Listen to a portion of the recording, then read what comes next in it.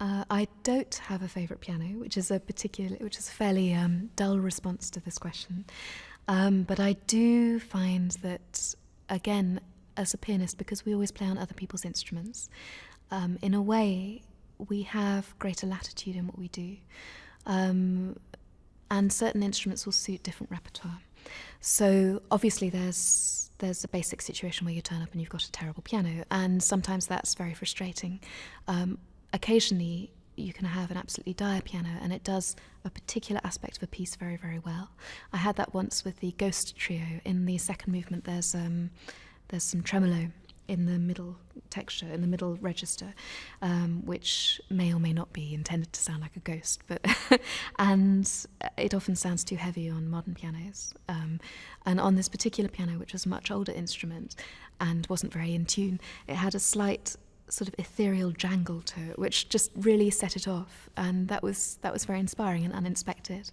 When I'm working with good instruments, still, I will work with different brands. So I most often play on Steinways, but I often play on Yamahas, Fazioli, Bosendorfer and Bluthner.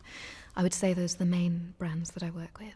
And they all have very different characteristics, and individual instruments do as well, depending on the technician who works on them, particularly, but also on how the instrument has been set up, how old it is.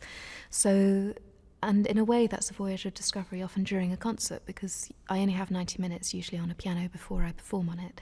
I can't discover everything to do with the program that I'm about to perform. So you have to be very flexible as a pianist, and not just to the instrument that you're presented with, but also to different aspects that are revealed during a concert.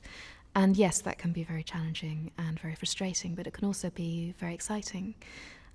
Sometimes I find when I perform on full concert grands, so Model Ds for example, certain things that I've been striving very hard to get on my much smaller piano at home, they suddenly work and they're magnified, and that's very exhilarating.